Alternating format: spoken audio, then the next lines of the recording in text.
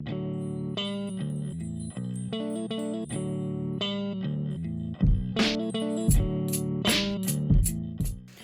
up, you guys, and welcome back to my channel. Long time no talk. I was at CrimeCon all last week, so I did not put a video up this past Saturday, and I really missed you guys, and I really wish all of you guys could have been there at CrimeCon with me. To those of you that I had the pleasure of meeting, I just want to say a massive thank you. I had so many great conversations with subscribers about how my channel has affected you and the ways that you are helping out on your own after watching my channel, and it's just an incredibly humbling experience that I'm honestly probably never ever going to get tired of.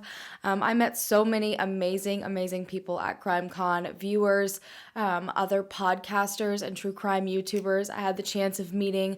So it was just an awesome experience. So again, I just want to thank every single one of you because I would not have been given the opportunity to even attend CrimeCon for the second year in a row if it weren't for all of you guys. So now I'm just going to go ahead and jump right into today's case.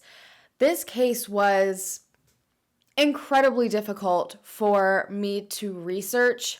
I already struggle a lot when it comes to telling stories about children, cases that involve children, whether it's murders or missing persons cases. They're always very difficult for me. I believe being a mom probably has a lot to do with that as well. But something about this particular case has me so riled up and angry. So just as a warning to everyone, there are quite a handful of very disturbing things in this case, very upsetting about children. So if that's not something that you think you can handle, this is definitely not a video for you to watch. The story really starts with 23-year-old Elizabeth Johnson and her boyfriend Logan McQuarrie, both of them living in, I think, Tempe, Arizona, and I'm unsure if I pronounced that right. They were a relatively young couple starting off a new relationship, but unfortunately the relationship would not pan out how either of them planned. From the outside, it really did appear as if they had an ideal relationship. They were two incredibly attractive people. They both seemed very happy. But there were some things in Elizabeth's history that seemed to be creating a lot of issues within the relationship. Elizabeth had been abandoned by her parents, and there are a lot of things that happen to you mentally when you are in a situation like that, and she ended up being brought up in foster care, which can also cause a whole other level of issues mentally, emotionally, and I have no idea if it's directly related to her upbringing, more than likely so. She was very immature for her age. She didn't really have the ability to handle her emotions as a typical adult would. She seemed to have a lot of trust issues and issues with abandonment, which is understandable because that's kind of how her childhood was. That was something huge that happened to her that molded her. And this kind of caused a lot of arguments between Logan and Elizabeth, and they would quite often become very violent. She was a very physical person. She would have emotional outbursts that would turn into violent outbursts. It was almost like if she got pushed hard enough, she didn't know how to bring herself back down. And there was a point where Logan and Elizabeth actually got into a verbal altercation outside. They were standing beside a fire and she pushed Logan into the fire. So it was a very unhealthy relationship, a very unhealthy situation. And unfortunately, despite all of this, just months after this particular altercation, something unexpected happened that pushed the couple closer together. Elizabeth was pregnant. Now again, from the outside, everyone thought they were absolutely ecstatic for their new baby boy. They looked beyond thrilled with the fact that they were pregnant, but as we all know, there was kind of a facade going on, and that's not exactly what was happening underneath between Logan and Elizabeth. Elizabeth did not want the baby from the start. She had originally decided right off the bat that she wanted to get an abortion, but shortly after this, I'm unsure of what changed, but she decided to keep the baby. So on May 3rd, 2009, Gabriel Scott Johnson entered the world. But like a lot of things for Elizabeth, Motherhood was not something that seemed to come easy to her. I'm sure lacking that presence growing up had a lot to do with that. I have no idea what her life was like while she was in foster care. She basically had absolutely no tolerance for Gabriel whatsoever. She already had this explosive anger in her, but the existence of this little boy and, this baby that a lot of times will turn people's lives around for the better, there was no exception. She still had this explosive anger. She still was very impatient. She still was very immature and unable to control her emotions. So the same cycle kept happening, but when Gabriel came, it got a whole lot worse. She could not stand when Gabriel cried, even for just a few moments, so she would often put him in an entirely different room, which, if you are a parent and you are at a moment where you feel like you cannot handle your child, that is what they recommend you do, to put them in a separate room and take a minute to calm yourself down. But this was on a completely different level. It was almost every single time Gabriel cried. She never tried to resolve the situation. There was no comforting him. It was immediately, run away from him, put him somewhere else, and go. And Logan himself was walking on eggshells after Gabriel was born because she was just so on edge, and pretty much anything would set Elizabeth off into her fits of rage. She was paranoid that he loved the baby more than her. She thought that Logan was trying to be with other women, and whenever they would have arguments, she would do whatever she could to get at him. She would do the most bizarre things like cut the tongues out of his shoes. She would cut his shoelaces in half, his socks and his boxers and his t-shirts in half. She would just do these small things that were of a huge inconvenience to Logan out of her anger. And it got to the point where Logan realized he could no longer be in a relationship with this woman. It just was not working out. They had tried it, or at least he had tried to put up with it for Gabriel's sake, but it just was not working anymore. And as soon as he told Elizabeth he wanted to separate from her, she said that she wanted to put Gabriel up for adoption. But obviously, Logan said absolutely not. He loved this little boy with everything he absolutely had. It was never an option to him for her to get an abortion. It was never an option to him, to give the child away to someone else. If Elizabeth did not want responsibility of this child, Logan was absolutely up to taking Gabriel full time. However, they could not come to an agreement on this, so it ended up becoming a matter for the courts to decide. The judge decided that Gabriel obviously could not be adopted out without Logan's consent, and Logan said that was something he was never going to give, so the judge decided both of the parents would have equal split custody. Life went on for a short while. They had a schedule going, everything seemed to be going okay, until December of 2009 when Gabriel was right in between 7 and 8 months old. On December 18th, 2009, Logan was supposed to pick up Gabriel. It was almost Christmas. He was going to have the opportunity to spend his very first Christmas with Gabriel. They were going to go take pictures with Santa. They were going to, open presents. It was supposed to be a very, very special time, but when Logan got to where Elizabeth was staying, they weren't there, and it was a scheduled thing. There was absolutely no reason for Elizabeth and Gabriel to not be home, but they sure weren't. And when Logan looked in all the windows, he noticed that all of the drawers had been opened in all of their dressers, and all of the clothes were gone, and he immediately knew Elizabeth ran. Logan called authorities right off the bat, but unfortunately their hands were tied, and I don't quite know the logistics of this, so if you are aware of these types of situations, please let me know down below. Because Elizabeth technically had custody, and I do not think there was any sort of legal agreement that they couldn't cross state lines or anything like that, basically she had custody and she was allowed to be wherever she wanted to be with Gabriel. So they basically told Logan they couldn't do anything until he could find her, which to me is absolutely bizarre. I don't know if that's just how things work, but basically for days Logan attempted to get in contact with Elizabeth.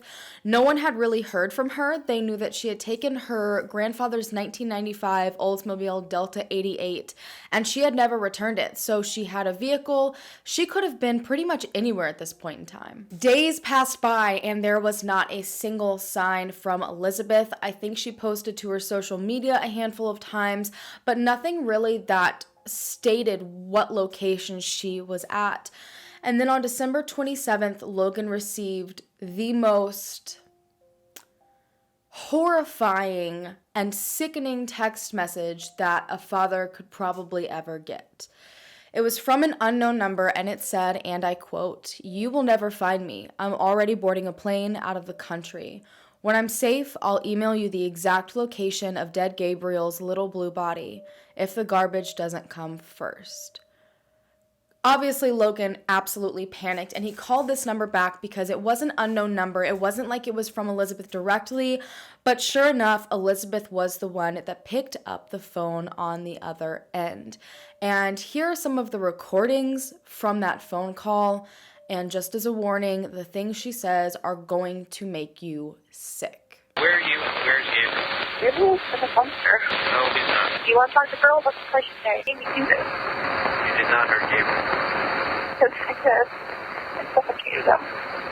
And I put him in a paper bag and I put him in the trash can. You know she cares about me. I care about his Gabriel. And he's gone now. You know what I'm capable of. And you pushed me anyway. You just destroyed my life. I haven't destroyed anything. Yes, you have, Logan. You made me kill my baby boy. So find some new girl to make you a new baby. So at this point, Elizabeth is admitting to Logan, and not only a text message, but also a recorded phone call, that she has killed their son. And she seems so matter-of-fact about it, and it seems like the only reason she did it was to get back at Logan. Logan was talking to other women. This made her mad, so she exploded and decided to kill their child to hurt him back. Logan obviously flipped at this point. At this point, he had to contact authorities. His child is potentially dead. The mother of his child is saying she's on the run and fleeing the country. But from what I've seen, they didn't even do anything on the 27th, on that day. It took until the 28th, the following day, when she didn't show up for their custody hearing, for them to finally put out a warrant for her for custodial interference. And at this point, everybody hit the ground running. It was an emergency situation. Logan was not even a year old yet, and she had taken off with this child. They had known about it for a week, but a week had passed. There was absolutely no telling where she could have been. But one way or another, they were actually able to pretty quickly track her down to San Antonio, Texas. Elizabeth had absolutely no ties whatsoever to San Antonio, Texas. She didn't know anybody that lived there. She had no family there. I don't think she had even ever traveled there before. So everyone was kind of confused as to why, of all places, she would pick San Antonio. Typically, when you are running away, you want to run away to something familiar. That's not a definite thing. That doesn't always happen, but that's fairly typical thing to happen. But she chose somewhere completely random. Elizabeth and Gabriel had arrived in San Antonio after they fled on the 18th. I've seen on December 20th. I've also seen that they didn't arrive to San Antonio until December 22nd. I cannot figure out which one is correct. And they stayed in two separate motels in the area. Elizabeth's very first thing that she did when she arrived in San Antonio was try to find work. She actually went to a strip club where she auditioned to be a part of the club, and two women there vividly remembered seeing her. They were able to speak to authorities. I don't know if she was technically hired or not. All we know is that she never showed back up afterwards. From then on, nobody is really sure what exactly Elizabeth and Gabriel did. No one really knows even when the last time Gabriel was seen with Elizabeth. All we know is that on December 27th, 2009, Elizabeth bought a ticket for a Greyhound bus and got on this bus without Gabriel. Authorities were able to track Elizabeth down to Miami, Florida. So clearly she was trying as hard as she could to get as far away from Arizona as absolutely possible. And they were able to actually arrest her on December 29th or December 30th. Again, I've seen these two separate dates. And she was actually arrested at a youth hostel for custodial interference, kidnapping, and child abuse. So it didn't actually take authorities very long to find her, track her down, and get her, which I'm very impressed with But I honestly wonder what could have happened if they had put that effort in right when it was known that Elizabeth and Gabriel had run away.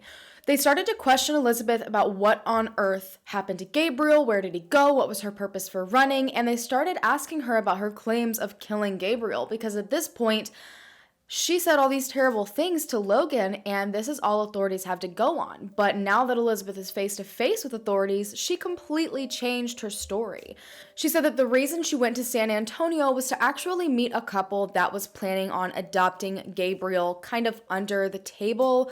She said that she spent 3 whole days with this couple to make sure they were a right fit, but the only thing that she could remember was that she handed Gabriel over at a park bench in a park in San Antonio, and the woman's name was Cheryl. She didn't remember anything else, she claimed. She didn't remember the man's name. She didn't remember where this couple said they were from. She didn't remember the car that they drove. And she also said that this couple promised her and reassured her that they would be able to take Gabriel home and have not a single person question or realize what was going on. Now, if you're spending 3 days with a couple or any time with a couple at all that is going to be adopting your child, you would assume you would have at least some information other than that. But she says that she purposely didn't remember it, and that's a very interesting way of saying it. She didn't say she purposely didn't ask it. Everything I've said she purposely didn't remember this information so that if she ever changed her mind in the future, she couldn't go and search for Gabriel. She considered this adoption a closed adoption. Authorities specifically told Logan to not go to San Antonio to search for Gabriel himself, despite there now being this massive chance that Gabriel was out in San Antonio somewhere with another family. And they just continued to interview people that claimed to have seen the mother and child. There were people at gas stations, there were people at hotels, and they apparently were also ignoring a few possibilities.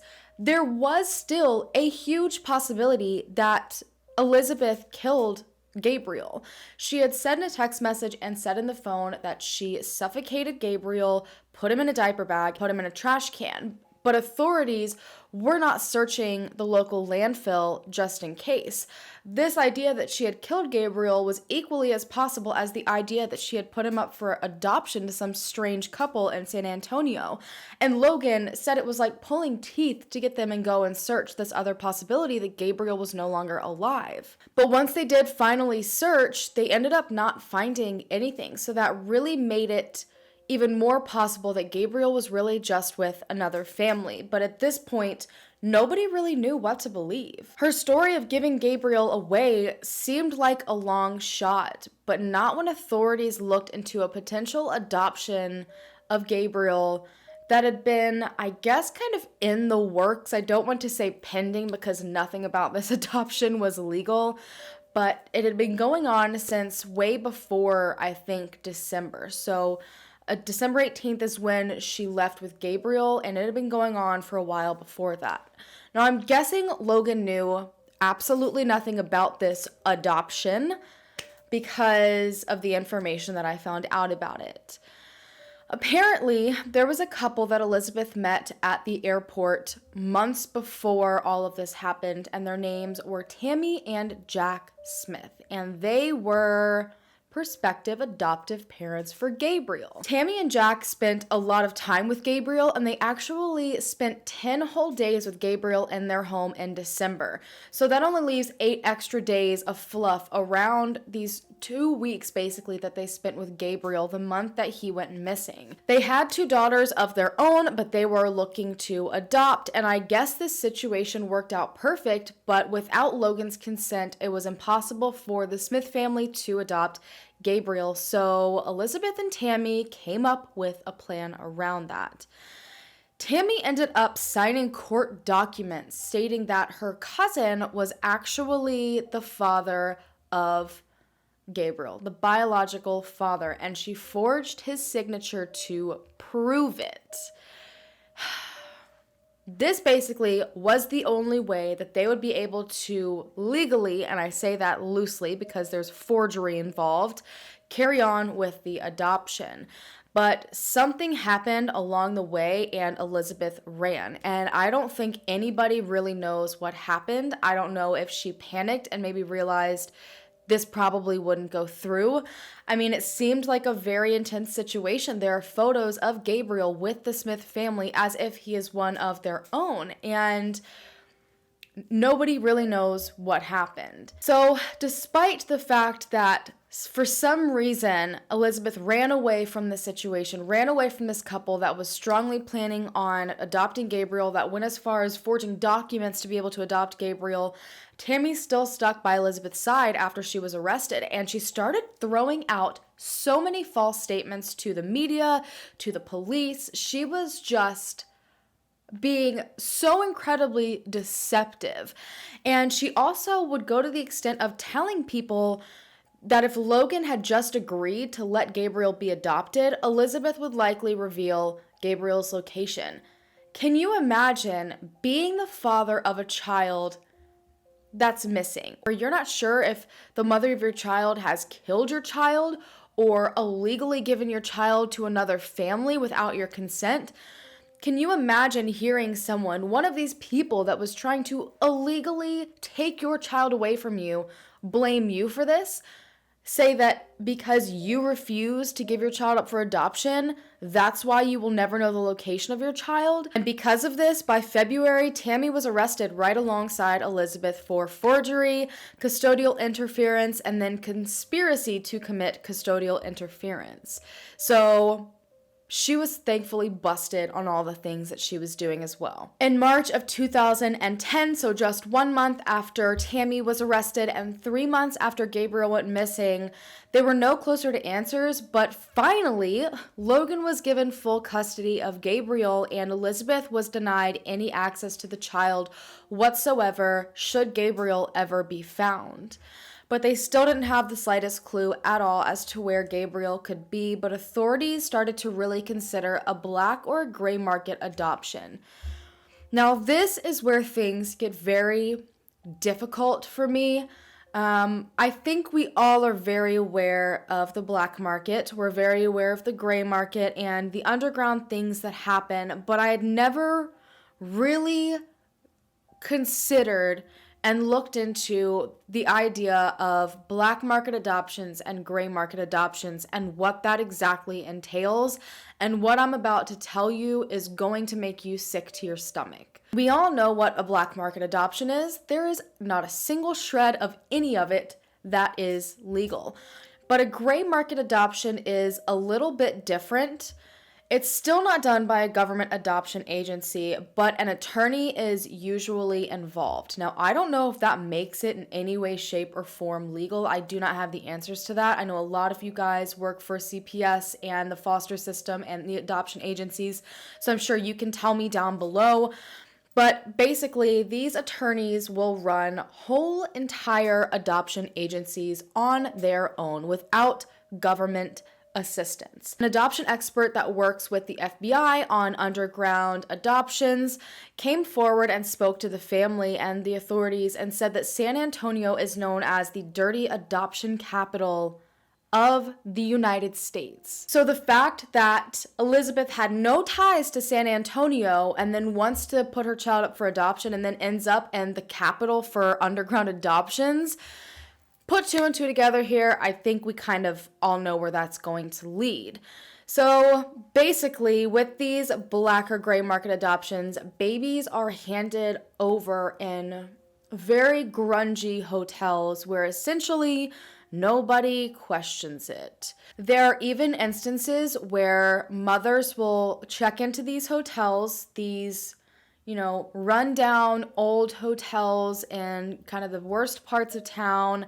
They will check in pregnant and they will check out no longer pregnant, but definitely without a child. So there are some instances where everything happens in these motels, from labor to handing over the baby, to the money exchange, to the new parents taking them, or to the baby being given to a baby broker. And that is a term that I never, ever thought I would ever use in my whole lifetime. One of the most notorious gray market adoption agencies was right down the road from the Homegate Hotel in San Antonio. And I'm sure you've guessed it at this point. This was a hotel that Elizabeth and Gabriel had stayed at. That agency in particular was most known for being a feeder agency to New York baby brokers. So basically, if there's not a family already set up through these adoption agencies, the babies are transferred to these baby brokers all over the country, probably all over the world, to eventually go into a home where the families are willing to pay enough for these underground adoptions. So basically, these agencies, especially these ones that are notorious in San Antonio, they will bring these women to San Antonio and set them up in a hotel. So they essentially take care of everything. They let them meet the family that their child will be going to. If one is already in the works, they complete the paperwork, and it kind of goes from there. So there's some legality to it in a sense of an attorney is present, but again, I don't see how that would make the whole thing legal. And one of the most common places that these women will meet with these families in a casual way is at the local Six Flags. There are too many people at Six Flags for anyone to really question it. It would not be odd to see a group of people together. It wouldn't be strange to see one baby transferred to another person. You would just think someone else in the family is holding the baby for a moment. So that's kind of the perfect place for them to set up these family meetings without raising any red flags to anyone. These agencies will offer these women a ton of money for their child. These families often have been denied by other adoptive agencies for one reason or another, whether it's valid or not, and they get so desperate that they end up at these underground adoptions, and they are willing to pretty much give these women anything to claim their child. Obviously, this information was very unsettling to hear for everyone that loved Gabriel and was looking for Gabriel, but even more so because these puzzle pieces were really, really coming together. She had never been to San Antonio. She ends up booking it there. She had already been trying to get an adoption illegally to go through by forging, and it likely wouldn't have worked. So maybe she got a better offer and she ended up in San Antonio. Maybe a family was set up that, gave her a specific amount of money they would give her. She was staying in a hotel literally right down the street from one of these notorious agencies. And on top of that, they were able to find security footage that on December 26th, the day before she left on the Greyhound bus, for one reason or another, Gabriel and Elizabeth were at Six Flags. Now, I don't know about you. I've been to Six Flags. There's nothing that a mother and her 8-month-old baby can really do there. So what other purpose would she have had to be there other than to possibly meet with a family? Around this exact same time that all of this is happening, Elizabeth had posted onto her social media, where there is a will, there is a way. And what is the one thing that she wanted the most in that moment? To get rid of Gabriel and give him up for adoption. She also posted, "Excited to start my new life," which makes it seem like she was successful. They kept looking into her social media and they found a couple of pictures from right around when all this was happening as well. And she was wearing a ruby and diamond ring. And Logan was able to say she did not have those rings prior to this trip. They had lived together for 2 years, basically, I think the extent of her pregnancy and up to the point where Gabriel had vanished right before that. And in the time that they had been together, she had never kept a job. She never had a decent flow of money. Logan was the one to pay for everything, so he would have had to buy her that ring in order for her to have it, and that is not something that he ever gave her. So this as well really supported the idea that she gave her child to another family, because one of the most common currencies in these underground adoptions is often jewelry. These people don't have a lot of money on them. If they do, they bring cash. If not, they bring jewelry. So when they looked into this ring, it was worth about $20,000. It is a high chance that she traded her son for a freaking ring. A woman came forward claiming to have actually babysat Gabriel in one of the hotels. She said that she met Elizabeth through Craigslist, through an ad for babysitting. And she gets there, and a typical mother would, kind of already be concerned that a stranger is coming to watch their child.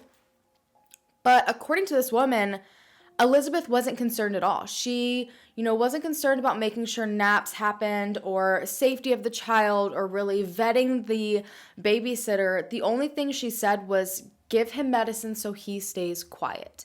And this is kind of proven in a sense through pictures that were taken of Gabriel at the hotel, and he is playing with a medicine bottle and a medicine syringe. So now authorities are really booking it down this idea that Gabriel was adopted out. So they started to wonder if it still somehow involved Tammy and Jack, so they became labeled persons of interest in the case, and their home was searched thoroughly because they were wondering if maybe they all panicked, didn't think it would go through. So she tried to make it look like something was happening in San Antonio, but in reality, Tammy and Jack had taken Gabriel and hidden him. But unfortunately, from what I've seen, nothing was found.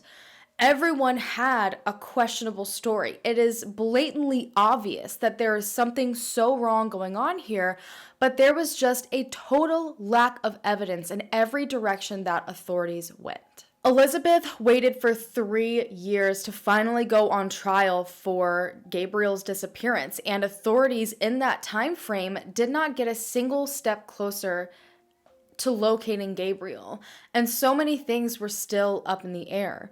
The kidnapping charges ended up being dropped because the jury simply could not come to a conclusion on it. I'm sure this has a lot to do with maybe what their custody agreement was at the time, if she was able to take Gabriel across state lines. Clearly there was enough up in the air and, foggy facts and information to where they simply could not rule on it. A lot of people were also very verbally angry because this was nationally publicized. This was a very high profile case. People were mad that there were not murder charges, but I am honestly thrilled that there were no murder charges because there was absolutely no evidence of it other than a confession, and a confession isn't crap when you have no physical evidence. And if you were to have put her on trial for murder in those circumstances with that lack of evidence, she never, ever would have actually been convicted of murder. And heaven forbid his body be found years later and they be unable to try her. So I think that was an incredibly smart move, but a lot of people just didn't see it that way. It's very difficult to hear someone confess to someone's murder, but to know you have to sit back and just accept and trust the legal process. And I think that was the case for that situation. Finally, in 2012, after 2 days of deliberation, the jury found Elizabeth guilty of the rest of the charges, and she was sentenced to only 5 years in jail, which infuriated so many people, including Logan, because if the kidnapping charges had stayed, if those charges had not been dropped, she could have received up to 24 years in prison alone just for those charges. Despite being given a plea in return for the whereabouts of Gabriel, basically she would have been given no imprisonment whatsoever if she just revealed his location. Elizabeth wouldn't take it. I have seen that she didn't directly state yes or no. She just said she had no information to give up. Only a few family members at this point were even supporting her, and even them and the rest of the family still knew she had information. And we're all essentially begging her to give it up because it's not just her son, it's not just Logan's son that is missing, it's their family member as well, and everybody wanted answers. Elizabeth was sent to prison and basically kept quiet, and while she was there, speculation continued to grow as to where Gabriel was. There was a lot of attention still on this case. A lot of web sleuths were still following this case very closely. Some believed that he was in fact no longer alive, but others held out this hope that he was just off with some other family, and being only 8 months old technically when he would have been given to this family, he would never really know better. This family would be his family to him. And even Elizabeth and Tammy ended up having a fallout while Elizabeth was in prison. They had spoken over the phone, and you guys, it is such a mess of a phone call. You cannot even tell who's telling the truth. It seems like a bunch of greedy finger pointing to fit everyone's narrative of what happened. It's like they both are so convinced of the lies they've told themselves. It's a freaking mess. I'm going to let you listen to it and form your own opinions from it. You don't know what to believe, you know? And we've told people, though, over and over that we believe that that baby's alive, and we believe that you did what you said, found the family and gave them the baby. Yeah, you set it all up. They were your friends. No, they weren't. Yes? Then who are they? Then what's their names if they're my friends? I don't know. You set it all up in San Antonio. You told me to go to a shelter and pretend like I was being beat. No, I told you instead of running and hiding and changing your identity, go to a shelter. Don't just go run and hide your identity. What is illegal? What was Everything illegal? you told me to do from the very beginning was illegal. Lying about the paternity of the fatherhood, putting your cousin's name and number. Okay, that wasn't, in my mind, that wasn't anything illegal. That was me helping you fill out your paperwork. During the entire conversation, Smith never admits to having a couple pick up the baby at a San Antonio park December 27th. Just so you know, we will be suing you. We will be suing you. For what? So, no. For what? What did I do to you? Destroying our lives. For destroying our lives with your lies and by keeping your mouth shut. Lies. Well, you ruined my life. From the very beginning, I trusted you and believed you, and you're totally not the person that you said you were. Elizabeth, you have destroyed our lives. In 2014, Elizabeth was released from Arizona's Perryville prison. As soon as she got out, she changed her appearance, she changed her name, and she was on probation for I think 4 or 5 years after being released. And she broke it pretty much right away. She didn't tell authorities that she had moved out of state. She didn't tell authorities that she had been married. She also wasn't supposed to involve herself with anyone with a criminal background, and I've seen allegations that she had. So essentially, web sleuthers saw that she was now in New Mexico. She was no longer in Arizona, and this was a violation. She was arrested, extradited back to Arizona, and she spent less than a month in jail for these violations. Now, as far as I know, her probation ended in July of 2018, so she's almost 1 year exactly out of probation, unless things have changed. Now, while Elizabeth is out, just being able to freely live her life and refusing to give up information, the search is still happening for Gabriel. A tip ended up coming in, I believe, either in 2014 or 2015, and it was a photo of a little boy that looked exactly like Gabriel. As you know, they often do age progression pictures, and this little boy matched one of them to a T.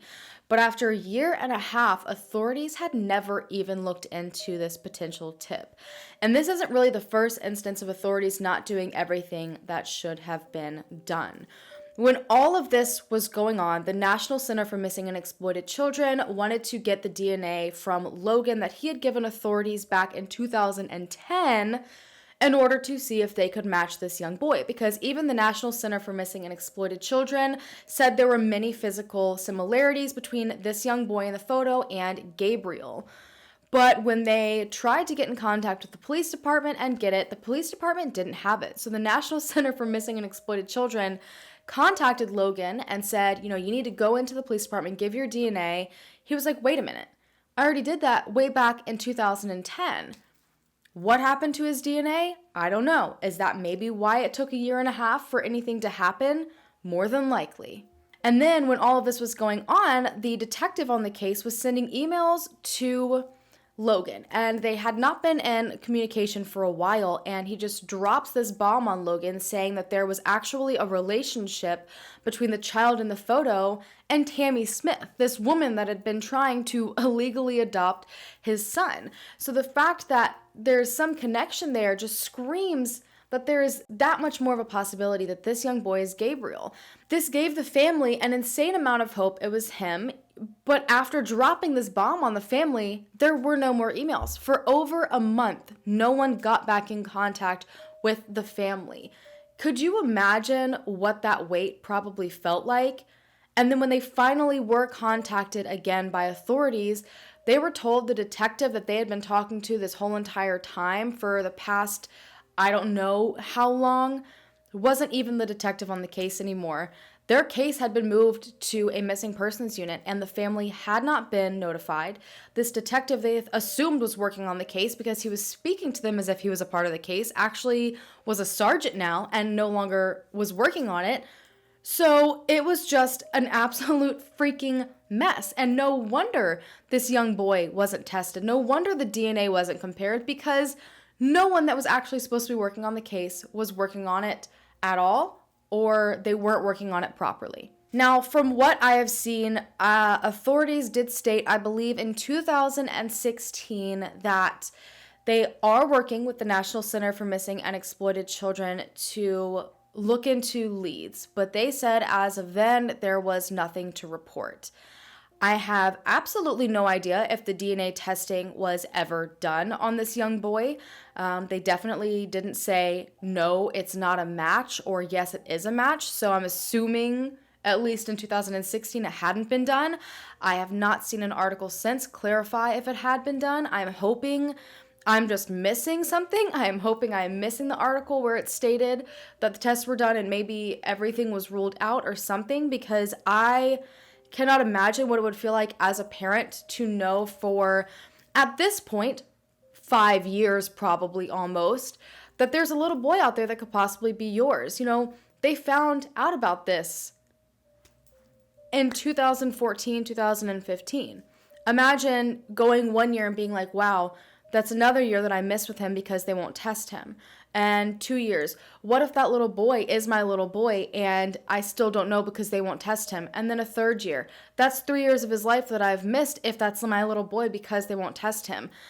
I cannot fathom what that would feel like as a parent. And my heart goes out to Logan so freaking hard, because I would not be able to survive. I simply would not be able to do it, and I have no idea how he's doing it, and I really hope I just missed an article where answers were given, because, wow, mind blown.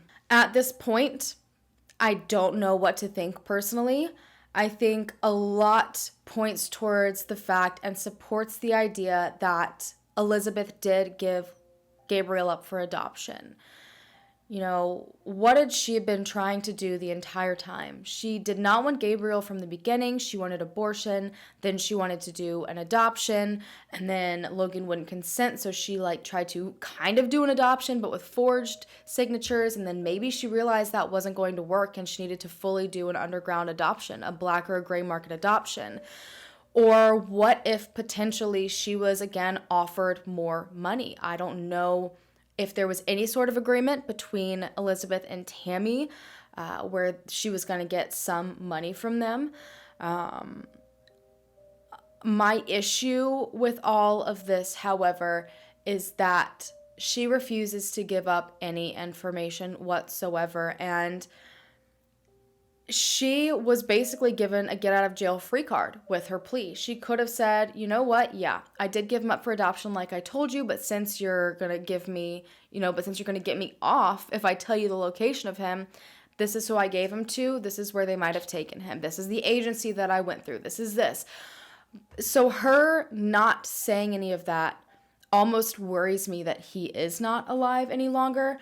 Obviously, there's always a huge chance that she really doesn't know. It doesn't seem like she had any sort of connection with this child whatsoever. I don't picture it being difficult for her to just hand this boy over to people with no background information. So yeah, there's a huge chance that she doesn't know. However, she does know the steps that she took to get in that situation, the people that she talked to, their contact information, and her not giving that over makes me feel like there's something else that's possibly going on here. It also bothers me a lot because of her previous behavior. She was violent, and when something happened where things didn't go her way or someone hurt her, she acted out very, very drastically. She specifically said to Logan on the phone, I am doing this to hurt you, basically. this is what you deserve. You deserve to lose your child because you're talking to other women. Talking to other women when they are not even together anymore. So why would that matter to her? I have no idea. You would think if it was as easy as her just not wanting the child anymore, as easy as just giving this boy up for adoption, she would have just let Logan have full custody. But it wasn't about that fully. Yes, of course she did not want the child, obviously, but it was also about hurting Logan. And that is another reason why I am scared she did something to Gabriel and potentially hurt him. Doing something to let Logan know that his son was happy with another family and he wasn't a part of it. Maybe that was all it took. Maybe that is what satisfied her. But at this point, I don't know which way I really want to lean because I feel like with Elizabeth, both are such huge possibilities. All of the facts, however, do strongly put the idea that Gabriel was given to another family in San Antonio. That sounds like the strongest option in my opinion. Elizabeth said in an interview, and again, I quote, "I have to live every day without my son and without knowing where he is. That is the worst pain and punishment I could ever have." This woman is making herself a victim of her own choices, of her own actions and decisions, and it makes me effing sick. She is saying the worst punishment that could ever happen to her is the fact that she doesn't know where her child is. She would know where her child is if she had not done something to him. So her stating that is such a slap in the face to everyone who actually cares about Gabriel, that has tried to find him. She is the reason she is in this position. She has absolutely no right whatsoever to victimize herself at all. And the thing that sits with me so much worse is the fact that her attorney has said over and over again, she has no information. Stop harassing her for information. She doesn't know anymore. She's been cooperative. She's given everyone everything she can. This isn't a situation where a child goes missing in the middle of the night and the parent, maybe is a suspect and, it's a question on if they're giving up all the information they have. She is the one that physically handed over this child. She is the one that could have physically been the one to end this child's life. You can't glaze over that by saying, oh, well, she just doesn't have, the information. She's given you everything. She's been cooperative. As if she wasn't the one to create this entire situation to begin with.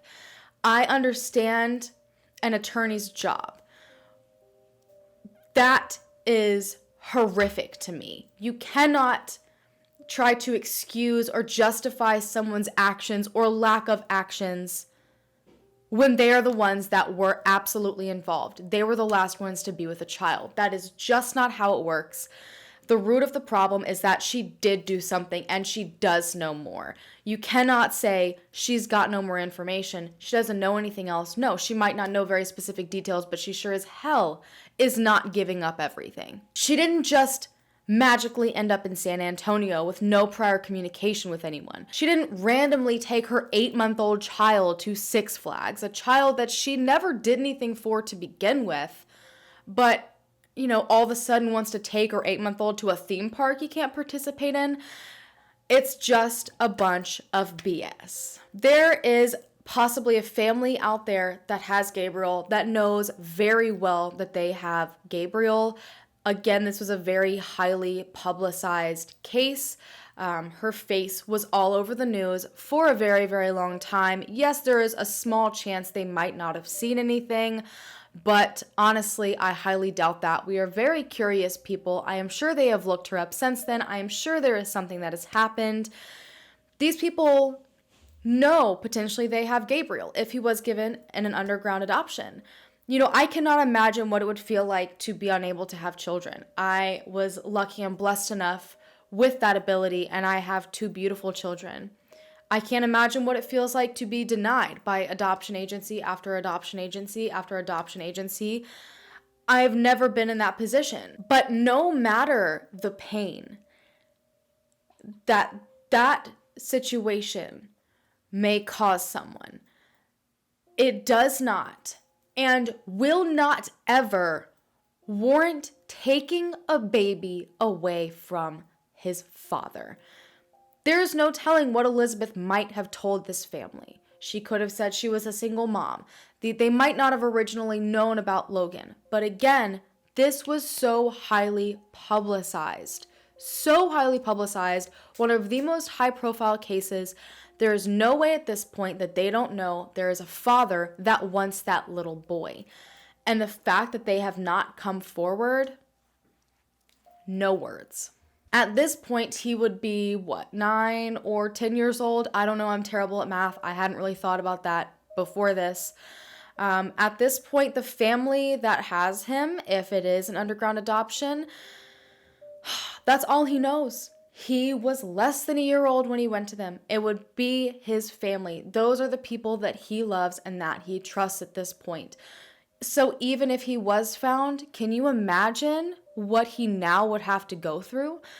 He would have to find out that these people that he's been with his entire life, the people that he calls mom and dad, are liars.